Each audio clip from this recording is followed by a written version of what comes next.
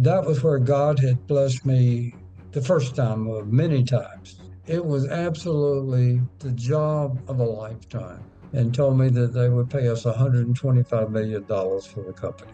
I couldn't sell it fast enough. I thought I was the smartest person that ever walked the planet of the earth. And I found out how really dumb I was. And you know what's coming next? You guys make too much money. We've named these people. They're called dictatorial managers. They tell you what to do. You don't have a brain. Don't think my climb has been smooth. On a Sunday morning, he called me up about 5 o'clock. He said, "We'd like for you to come to the hospital." And I only knew one thing to do, and that was to pray. Nobody but God can do something like that. Period. Let me tell you our best story we got of a person that screws the government. He said, "That is the dumbest idea I have ever heard from a CEO as long as I've been around business." Here we go now. This is truly the most fun I've had in my whole career. And that's what we call the real worth of an entrepreneur. Great to meet you, Ben. I have on a white shirt today for your honor.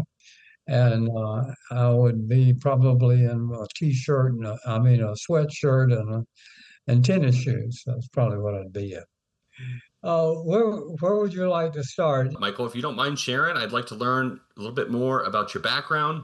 And looking at your LinkedIn profile, it looks like you have had a very interesting career. And Yeah. the line of work that I think you're in right now with Neri, I think there's some overlap in what I do. So if you don't mind, I'd love to hear your I'd background, love. your story. Are you always this nice? I hope so. Oh my. Sure. Anybody that likes, if it turned out well, they like to talk about themselves. No, I'm a pretty humble guy. I like to take credit for nothing. I like to take credit for the people that are around me. And that is really the truth. I mean, you hire good people.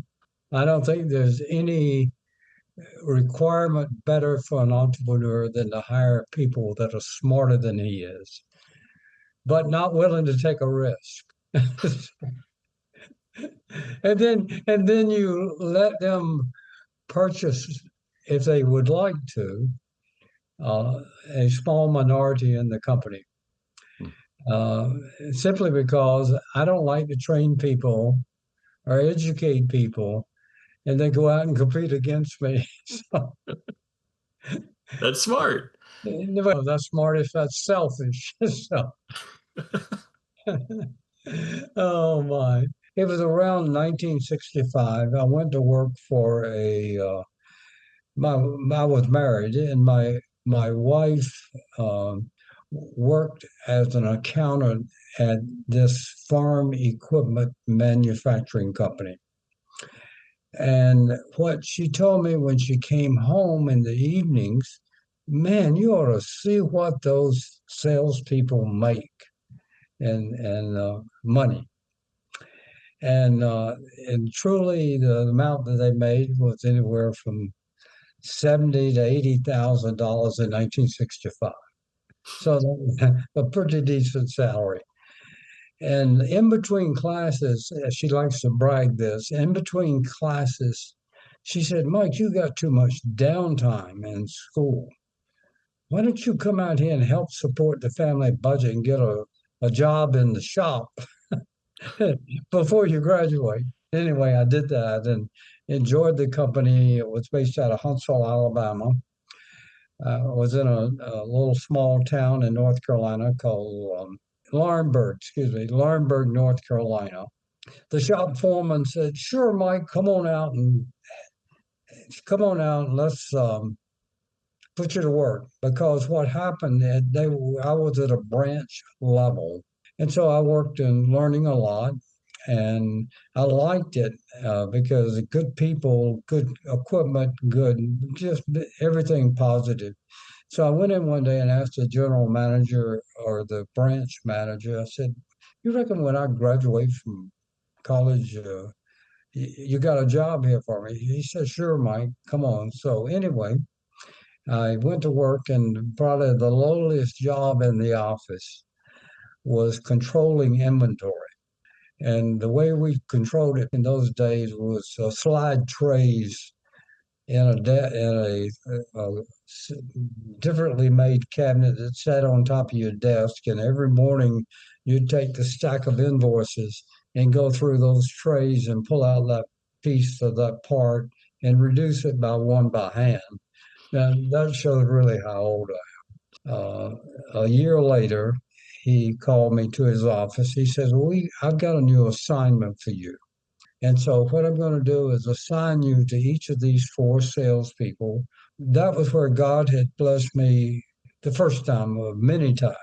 He gave me the four right people to train me to be successful. And these four guys were all college graduates. All had been at what they were doing a long time. All of made $70,000 to $80,000 a year. And it was the most learning period in one's life when you have four seasoned salespeople and have some ability to communicate. And that's what I had. And to be able to learn fairly quickly. About a year after that, a territory came open. The equipment was so good and so well accepted. I can't even express it. We had about a 99% market share in my area. But the 60s were the time that farmers were changing from dry fertilizer, they got spread, to liquid fertilizer. Also during the 60s, oil companies, I guess you could call them, hydrocarbon companies, were going through, somebody told them, well, my goodness, fertilizer is made out of hydrocarbons. Why don't we get into that business? And so all the major oil companies in the country got into liquid fertilizer for farmers across America. And of course, they had to have the right equipment to spread it with, and that's where I came in. Something did happen in that company around 1975, and the family sold the business to an investor out of New York City. Well, the first thing he did was call us all the salespeople together, which was about 20 of us nationwide. And you know what's coming next? You guys make too much money. You make more than our executives here in Huntsville, Alabama. Our supervisor came in and told us the new scenario. The most I could make was like $35,000. And that's duplicating the year before sales. I mean, it was just asinine in the way they did. Well, when I got home, I'm going to tell you my next godly meeting was the Lord. And gosh, it had to be 7 o'clock in the morning. My phone rang and I answered the phone, and it was this guy. His name was 𝗟𝗲𝘂. Jim was the director of marketing and sales at a company out of Minneapolis. But anyway, he called me and he said, Michael, are you interested in changing jobs? This is day two of the new compensation.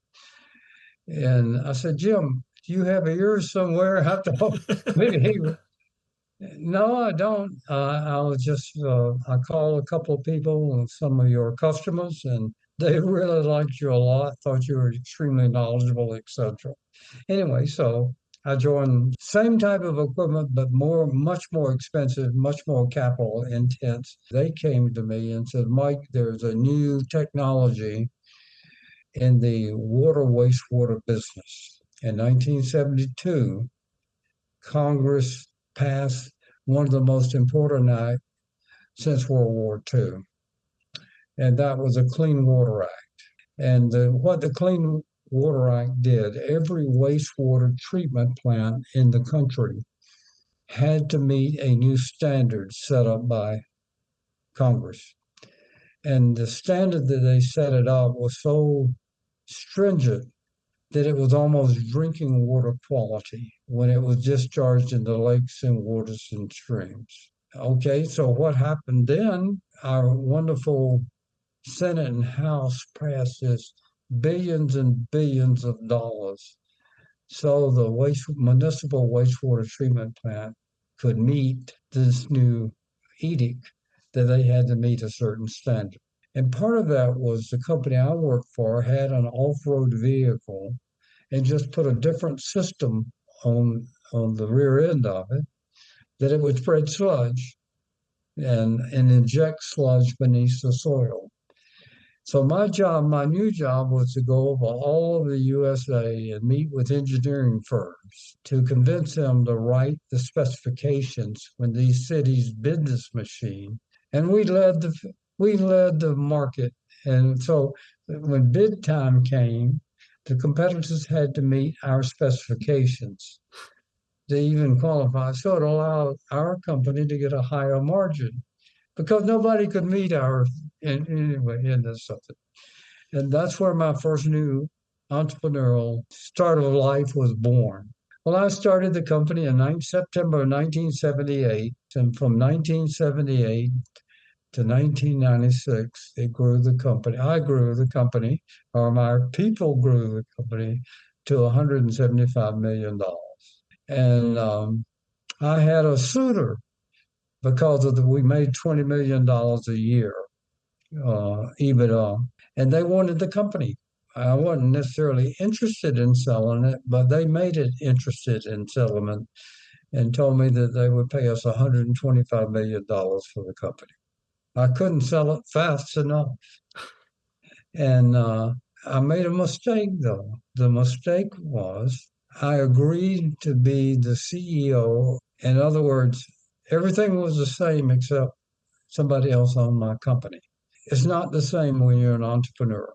I don't know if you consider yourself an entrepreneur now, but let me tell you, after you get the taste of entrepreneurialism, it is very, very difficult to go back. But anyway, I called him up and said, "Look, I'm not your guy to run your company. I even hate to get out of bed to come to work for you." And I said, "I'm not going to do you any good. Let me get out of my contract." And I said, "Besides, the number two guy here in my company is smarter than I am. He'll do a better job than I can do." And after some negotiations, we departed amicably, but departed. And then when I went out on the road, trying to find another business to buy, and I looked for a whole year, Ben, and it hasn't changed much. There's a lot on the market, but you just cannot believe how poor quality earnings and management, if there is management. In fact, the statistic is, I don't know if you know this or not, but it's a quotable number, is only 20% of the businesses that attempt to sell ever sell. 80% just close their doors. We sell businesses, but we turn down many businesses because they're not worth selling, because they think they're worth more than they really are. There's no way you can transition a business that depends 99.99% on the owner of the company. And these were fairly large companies, $30 million revenue companies, but run what we've named these people, they're called dictatorial managers. This dictatorial manager won't let his secretary even make a decision. In other words, I want to go buy some stationery at the store, and I have to ask the owner of the business, can I do that? That's the kind of mentality that we see over and over again. But anyway, toward the end of that year, I got an offer from another Fortune 500 company. It was a $6.5 billion water and wastewater equipment and services company. And with my background in water and wastewater, it was a perfect fit.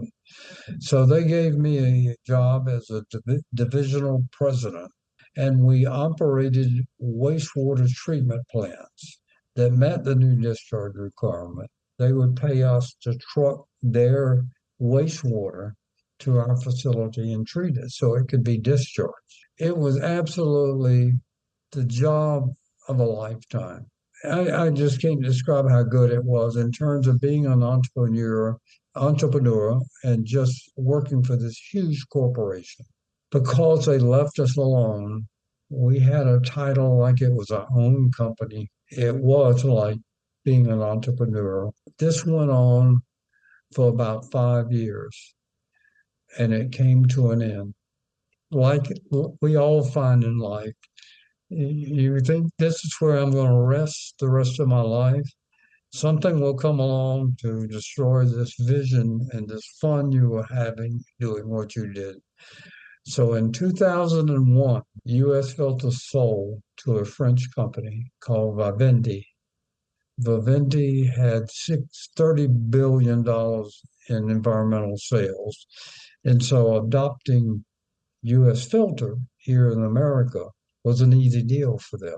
And they got 8.5 billion for the stockholders, 40 times earnings. And I was part of that too as well, because I had owned stock in the company. Not a whole lot, but and so I was out of a job again because if you know anything about European management, particularly from France, they are the most bureaucratic management system in the world. They tell you what to do. You don't have a brain, even if they give you a title of president of the division. It was just awful. I mean, I couldn't even hardly get up out of bed without being haunted by one of these guys from France that had come over to the U.S. It took me a couple of months to resign gracefully and say, this is just not for me. Now, let me say this. If I had been broke, I would have probably put up with it. But I had enough money in the bank to keep me afloat till my next idea came along. And that's a big difference. And when your wallet is fat, you tend to have a different attitude than when it's empty, when you're looking for food to put on the table for the family. I left US Filter / Vivendi and started looking again for a company to buy. And I found one here in Georgia. And I'm going to tell you what it was, and you shake your head. So I didn't know that. We recycled used oil, but we did more than recycle. We re-refined it to a product. That's what we did with used oil. We made it into a product called base lube, and then we sold it on the commodity. So, Michael, I'm curious. I'm sorry to interrupt, but Oh, the part of that story, what attracted you to that company? Like, what were you looking for as an entrepreneur? And you've gone on this journey. What was so attractive that excited you to buy that business? two things. One, it was sort of in my sweet spot, environmental. But the other part of it, it made $7.5 million a year. It was not an intensely pieces business where you had to know thousands of things. It was simple. We went and picked up the oil at the automobile dealerships, quick change places. We'd have to pay them $1 for this used oil gallon, and they turn around and charge $5 environmental fee when you get your oil changed. And we brought it back. One day, about 3 years into my ownership, my phone rang. Yeah, he introduced himself. He was from Germany, and they were the largest oil recycler in Europe. Guess what they wanted with our facility? A platform here in the US. So they offered me much more than it was worth. They paid me 15 million more dollars than I had paid for it. The parent company of that company in Germany was started in 1750. And I'm telling you, they have expanded. They have dumped tons of money into the business in this 20-year period. They are the largest oil recycler in the US of A today. They didn't need me to stay. I was out of a job. I didn't have a job, still a young man of 65 years old, but just prime for life. I'm just now getting cranked up. And so I called my son, Eric. Eric is today he's 55. So that would put him 20 years back, 35-ish years old. Smart as a whip, worked in the middle management of Pfizer Pharmaceutical. He made a lot of money, actually, but he was He had too much entrepreneurialism in it. He hated his boss's job. He hated his boss's job. He says, I'm going to finish this career in doing something I just really didn't necessarily even enjoy. He said, I will get through with my career and said, gee whiz, it's over. And I haven't really done what I really wanted to do, and that's build a company. So I said, well, come on down, son. So he resigned from the pharmaceutical industry, and he and his family moved to where we live today. And so here we go. Now this is truly the most fun I've had in my whole career for a couple of reasons. One is that I help business owners sell their life's work. Companies that we sell are up to $70 million. You take these guys who started their business maybe 25 or 30 years old, and here they are 60 or 70 or even 75, even 80, and finally have made the decision to sell. But that business is worth zero unless somebody pays you cash for it or you get cash for the business. What we in effect do is that we monetize their life's work, period. And not only that, get more than they would have gotten with anybody else that's out there. We are fiduciaries to our customers. We will tell them, no, that's not a good deal. Or no, you can get more. You don't buy at this level with a company like you have. We do a valuation, not somebody open up a book and get a reference what these businesses sells for. We do $15,000 valuations, but we only charge $3,500 for them. Why? It's easy when you say it, because to do a business valuation on a business, you just don't shake his hand and say, I'll bring you the valuation tomorrow. You have to work and find out every little thing about his business, because we're so focused on making sure we get an accurate reading. We've done over 1,000 of these things since 2018, business valuation. What happens is when we go in there, we say, how much do you think your business is worth? They'll give a number. 99% of the time is not market value. It's their value that they put on it.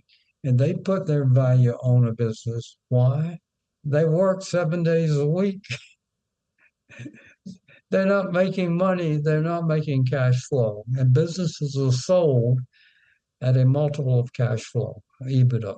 That's the way they're sold. And I don't care how many days or hours you spent working on this business for your 30, 40, or 50 years, it's worth no more than what somebody will pay for it. I don't care what I tell you the value is. Now, here's the sort of the star and the crown for us. For businesses that we've evaluated and told the owner, this is what your business is worth, it's plus or minus 3% of what somebody's going to offer you for. That's how accurate they are. We got the number, and we know how to value businesses. Now, what we do, we are able to find out how many personal expenses they put into their company. It's rampant and it's shameful. If you can do anything in talking to a business owners, the first thing we're telling them every single day that we meet a potential customer, if you've been putting a lot of personal expenses in lowering your profitability, you're going to get less money for your business. Because what do the banks do? They don't use income statements. They don't use the balance sheets. What they use is tax returns. And you showing a tax where you got 10 million in revenues and you're only making $250,000 a year. And you're doing that, why? You won't have to pay as much taxes. But when you go to sell and you want this 8, 9, 10, $12 million price for your company, the bank says, you don't make enough cash flow. Yeah, you make it, but you disguise it. So I tell people it's very, very important, almost essential. If you're heavily sprinkling your P&Ls with personal expenses and want to sell your business, wait 3 years and turn in clean tax returns to show how much your business does make. If you don't, you're not going to sell it. Not for your price that you want it. You're going to sell it for what your income tax say as a multiple. Let me tell you our best story we got of the person that screws the government. He goes to the University of Alabama. He's a senior this year. And what he does, he pays his son 100 grand W-2 earnings a year. This is a college student. He has a car. Guess whose balance sheet that car is on? The business. He has a company credit card and he thinks he can sell his company. And he can't. It's interesting because I see that shared quite often as a way to, for wealthy business owners to share money with their children is to essentially give them the money through the business. And, it's advertised as an effective tax strategy. And I guess that can be true, but it depends what your motivations are. If you have no intention to sell your business, then perhaps that is. But the other side of the story is what you're describing here, Michael. Yeah, well, the other problem with wives in the business, the wife has a car. Who owns the car? The wife has a job at the company and she's a key punch operator, equivalent to a key punch operator. And she gets paid 100 and a quarter a year. Now they can do it. I mean, unless they get audited, they've got a clean, green future, but not in selling it. There are more businesses on the market today than you can imagine. That sounds like good news. But the companies that own the market are not worth a damn in terms of continuing under a different owner. Joe has made his relationships with his key customers. But as soon as Joe disappears, the competition comes in there like vultures.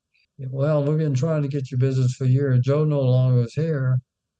Give us a try. And eventually the business goes down, unless the only time I've seen it really work, if a business on this side of Atlanta is doing whatever, making widgets or providing a service, and he wants to buy one on the west side of Atlanta. In other words, he knows the business and he can transfer his own business knowledge to the new company he bought that's synergistic in what he did. Now, here's the thing. I'm 83, and believe it or not, folks get old. Some of them are stupid like me that thinks he's still contributing. I still enjoy the business, but my memory is not as good. I used to could keep 4 or 5 deals in my head at one time and keep them all separate.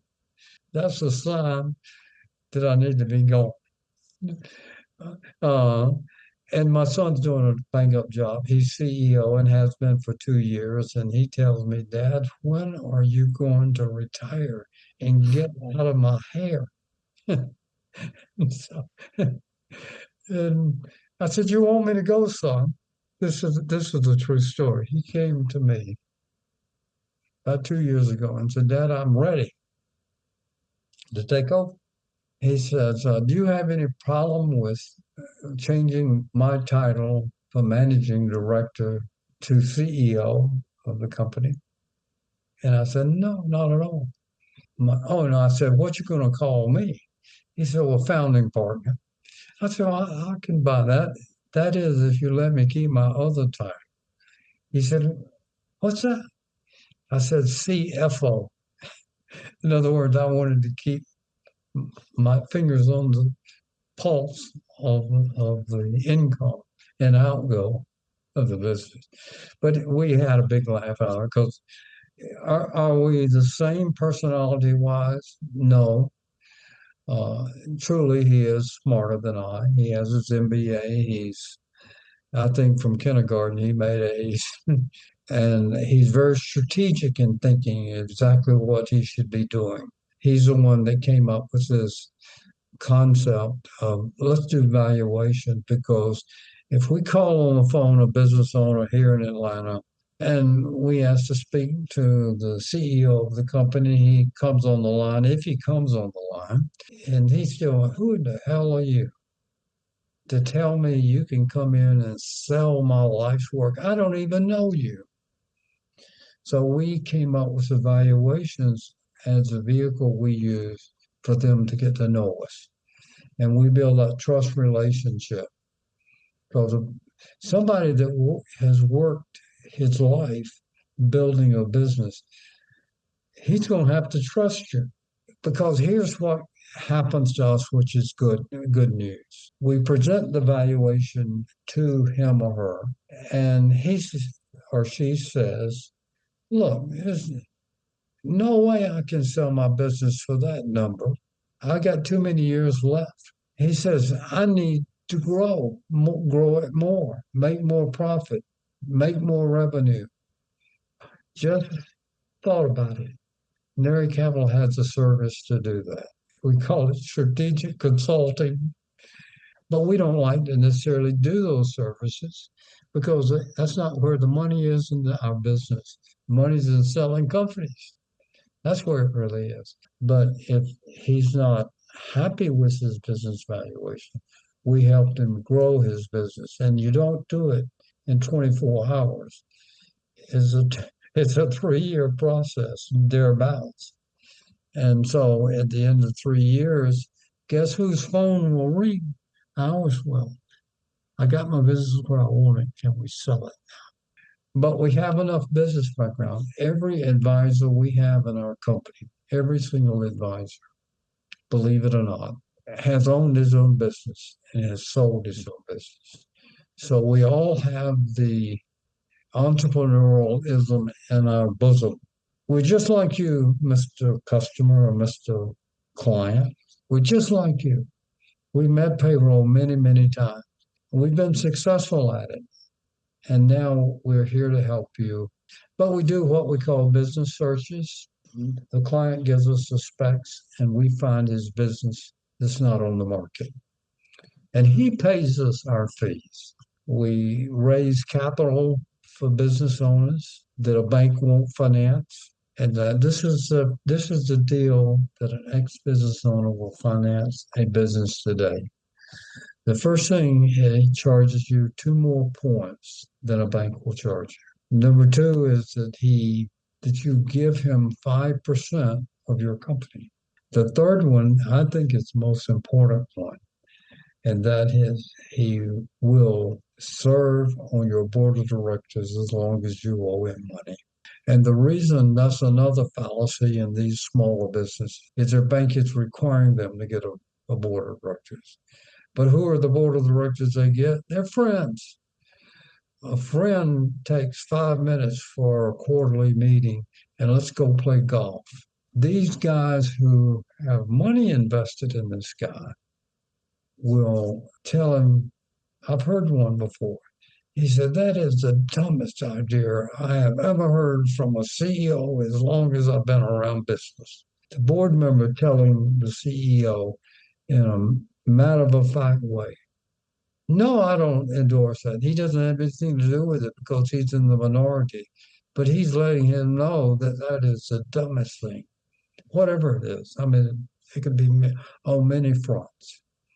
So it's really important that companies, small companies, but have a non-biased board and a non-friend, because friends won't be frank with you. They won't be. They're your friend.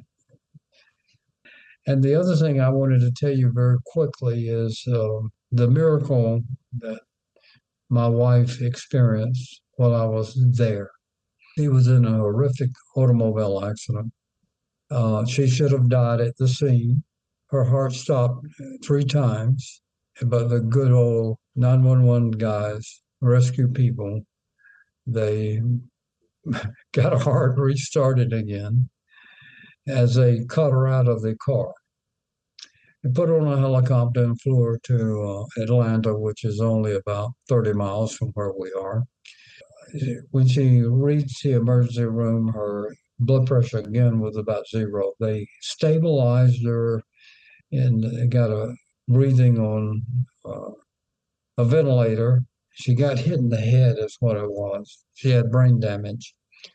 We don't know how much, but there was brain bleed involved in there. But I'm getting ahead of the story. About 3 weeks, 2 to 3 weeks, I don't remember exactly, into her recovery, the doctor on a Sunday morning called me up about 5 o'clock. He said, "We'd like for you to come to the hospital because Barbara's heart is slowing down. What will happen," the doctor was describing, "what will happen now over the next several hours, it will get slower and slower, and then it'll stop and her heart will stop. We want permission from you not to restart a heart.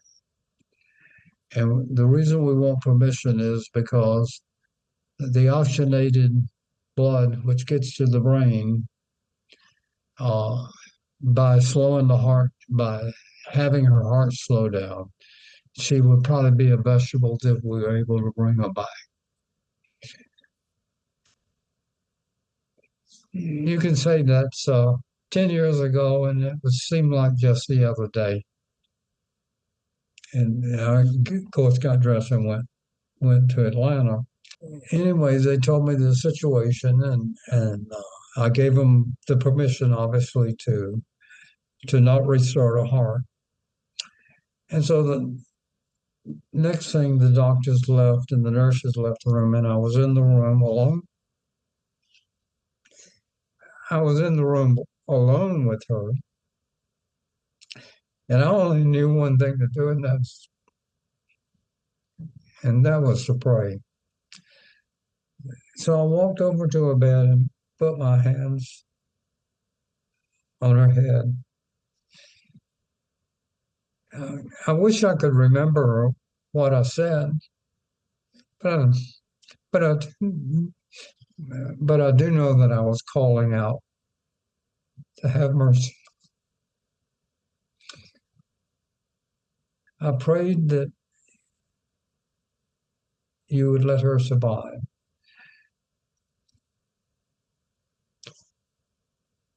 At the end of that prayer, before my eyes, immediately she didn't need the ventilator anymore, and she was 100% on the ventilator. She got her 100% oxygen from the air, just like that. And for those who say, "No, that was just a coincidence," that can never happen. I saw it. Now, the good Lord didn't make it easy for her from that point to the end of 2 years from my accident and getting restored. And that was a place that they taught her to walk and talk and everything that she needed to do to go forward, because she forgot how to, during her time, she forgot how. But today, she's a feisty little lady. We've been married 65 years. 65 years. We're high school sweethearts. We got married at 18, and she's the one that let me be an entrepreneur. Anyway, that's a great story to tell your Christian friends. No question. I enjoy telling it. I wish I could tell it without tearing up. But it's still like right there. And to see God work in such mysterious ways. Anyway, that's my life story. I ought to write a book, but I think it's too, to me, writing a book is too much gloating. It really is to me. And it's just like, I want everybody in the world to know what I did and how good I was. That's not it at all. You're familiar with wealth managers, I'm sure. How does a wealth manager take on a client and the guy owns a business and they take the word the owner says this business is worth. And they'll build their whole future plan based upon, and they get to the end. It's not nearly as big as he had projected it or the computer program projected it to be because it never was there to begin with. A consultant can come in and say, the software you got stinks. Your managers that you have running your business stinks. You need to make changes if you want to grow this business and make more money. They're ready. They've done their time.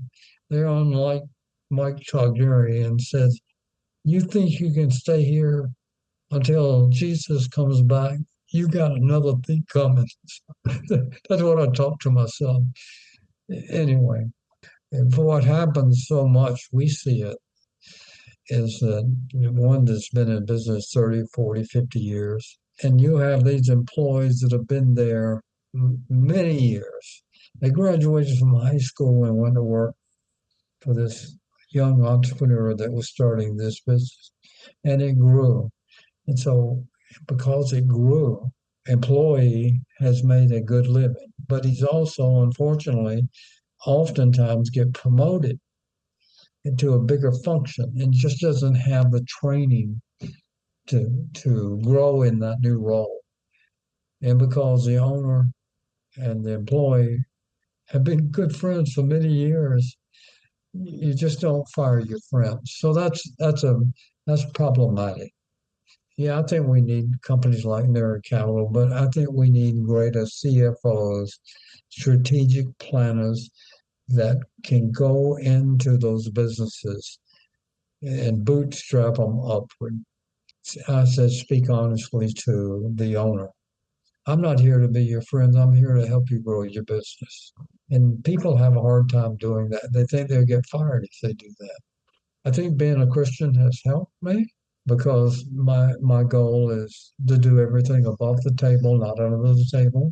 You can succeed on top of the table where everybody you're a readable book. I want my client, the seller, to be fair to the buyer. But the reverse of that, I want the buyer to be fair to myself and not to try to buy it for the last penny, but pay for what it's worth. And if he does that, the transaction will close. But if you find an unfair seller, or if you find an unfair buyer, normally they won't close. Something will happen in the process. Somebody got too greedy. More buyers than sellers, I would say. Michael, man, you have an amazing life testimony, and one of the talents that God has given me is reading people and discernment. And the time that I've gotten to spend with you, I can tell that your heart is genuine, and I have no doubt that that has led to the success of your business and how you've operated. And I believe that it's in how you've described yourself that it wasn't you, that you're not always the one to take credit, and that you have worked with people around you to empower them, that you've given them the credit. And I think the final step, which you didn't said, but I think you would believe, is that it was ultimately God. He decides who succeeds, and money is nothing but a tool, and he has decided to bless you with that. And it sounds like through the course of your conduct, that you've put that to good use with starting businesses, selling them, the service that you provide now to give somebody peace of mind when they go to sell their business, that it's going to be in good hands, that they're leaving their life's work, as you put it, their legacy, that's not going to be tarnished for the people who are buying that, and right down to the foundation that you've created. So I'm looking forward to continuing the conversation, but this has been such a treat for me, Michael. So thank you for sharing. Oh, I'm humble. What do the celebrities do? They do at their heart. The interesting thing, I was going to be a preacher. Not that I wanted to be. I was raised an Episcopalian. I think my mom wanted me to be a preacher, not Michael wanted to be a preacher. And we've always, and after we left the Episcopal Church with our oldest son, who's 60, he's 63 in March. By the way, he's an executive, so he turned out all right. He's works for Blue Cross Blue Shield of South Carolina. Can I tell you about, I'll tell you about my oldest son. I will tell you this. During his teen years, if somebody had knocked on our door looking to adopt a son, do you know of any? And I'd say, yeah, he's right back here in his bedroom. Let me go give him to you. But I don't think today there's a more of a child that loves his parents and a deep, deep Christian himself. It's just amazing. Is how he converted to Christ from the past that he lived during his teen years. It just, nobody but God can do something like that. Period. Period. I don't think, and is something. Our daughter died. The 3 years has come in March. She was 51 when she passed away, and she had a vein burst in her upper GI, and she was home alone. The only the only way she would have probably survived, from what I understand, is that if she was on the operating table when the vein burst. It all ended just like that at 51. But God's grace is sufficient. Don't think my climb has been smooth. It sounds like the story. Nothing ever bad happened to you. Oh yeah, it all happens to all of us. I mean, we wake up one morning and find things going on that we don't like or we can't control, and somehow we work through them. So we lost our daughter, and anybody losing a child won't totally understand it until it happens. But we look at it truly. We gained not only a granddaughter, which we already had, but we were my wife has become her surrogate mother as well. Now she lives in Columbia. She's now a junior at the University of South Carolina. She's pre-med, smart as a whip, so nice. And she called us, and she's a Christian, but she'd never been baptized. So she called us 3 or 4 weeks ago and says, I made a decision that I'm a Christian, I've accepted Christ, but I haven't followed him and got baptized. But anyway, getting back, so we get a lot of telephone calls from MBA students around the country wanting to do an internship at our firm. And we don't do internships. It's not that I don't believe in them. I say we don't have the time for them. In other words, what are you going to do with him when you get him? Put him in a cubicle and say, do this financial analysis. Let me know when it's done. He works the whole summer with you, and all he's learned is just that much of investment banking.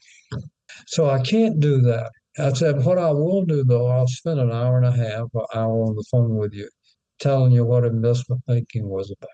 Now, here's the real crutch. About half of them are excited about being able to talk to you for an hour and a half. But the majority of them, they don't accept it.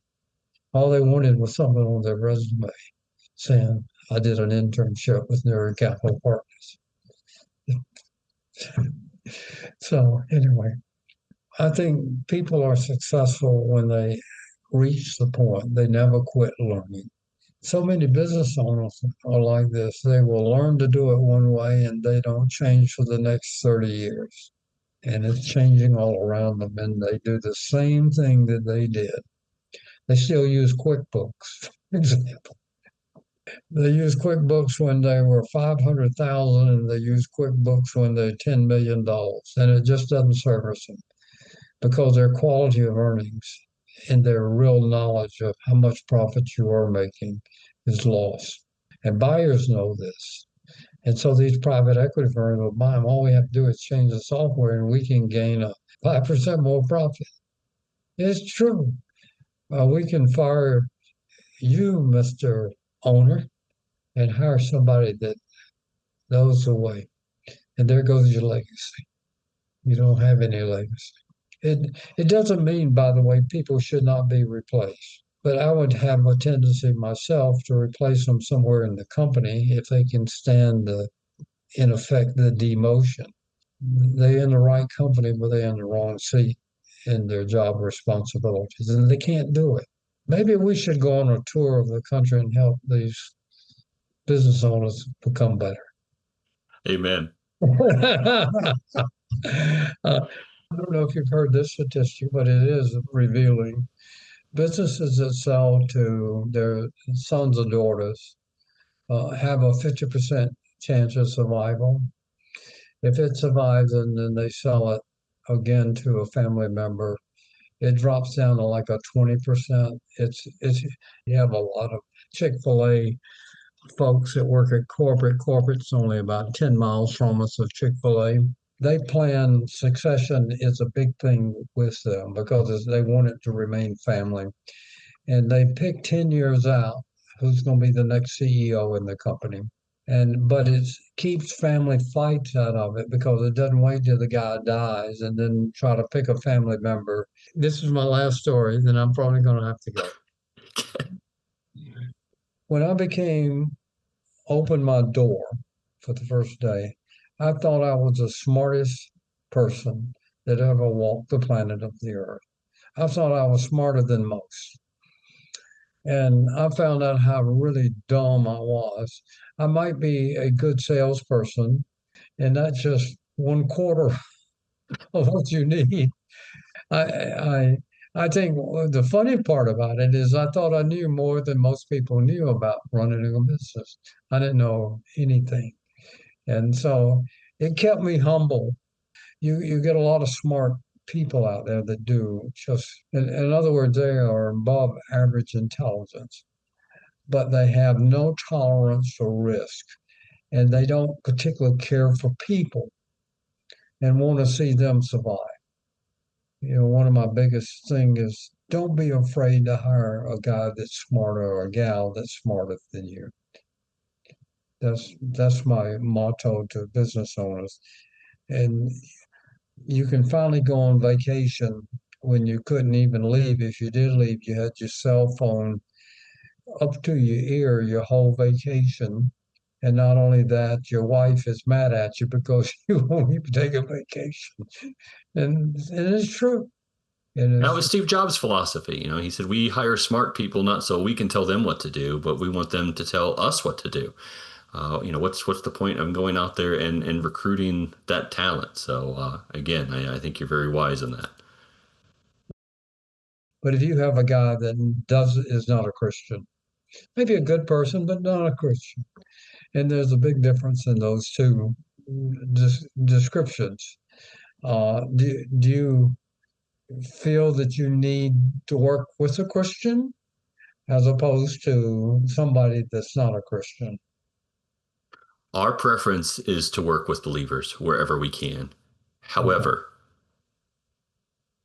I came to my faith from two men who have been very instrumental in my life, and that was my neighbor, Rob, when I was living the secular life, who invited me to a Bible study. And it's my current business partner, who has also served, in a sense, as an elder for me and did not judge me for my past. So we continue to make space with those individuals because we want to be a light for people who don't believe as well. So as you put it, there are relationships that we have said no to where there just isn't alignment. There's not enough overlap there where we could feel like we can be effective, or they're just not fruit of the Spirit. So we'll say no to those. We prefer Christians, but we make space for people where we feel like we can be effective, or if through prayer God has said you need to go work with these folks. That's how we operate. Well, let me tell you and this will be the last. I hope. Not hope for you. It's it goes back to my wife again. I came home excited one day from work, and say, honey, I have decided, and I thought of an idea that I think will work, and starting my own business. Oh, she got excited. I told you she was feisty, and I mean, she was just clapping and jumping. Her husband would even think about starting a business. It thrilled her to death because she was a homemaker. And I said, well, not so fast. I said, you know, that $40,000 that we have in our savings account, this is pre-401, it's retirement. And she said, oh, no, no, no, that's all right. We can use our retirement money. I said, well, there's one thing. I said, we could lose it, every bit of it. She said, that's all right. We'll just start over again. So that's where you that's where you got a wife that holds the husband standing tall. When it didn't bother her a bit. Let's lose it. We just start all over again. I mean, there's nothing to it. That's Well, Mike, confident. that's amazing. As you remind me of my wife, I had a very similar conversation with her when we stepped out to do this, and was selling our home to move down here. I had to explain to her that what we're doing is can seem foolish, especially when I was a wealth manager. I would never advise somebody to do with what they're doing, and said we could completely lose everything. As a 40-year-old, and I don't know how we would recover. But because of our faith, she just said, "I'm fine with that. I don't care." So before I got into this, Mike, I tried to scare my wife and show her the finances. And said, "This is what this could look like. This is where we might be working when we're 80 years old if this doesn't work out." And she just she had the same enthusiasm for me.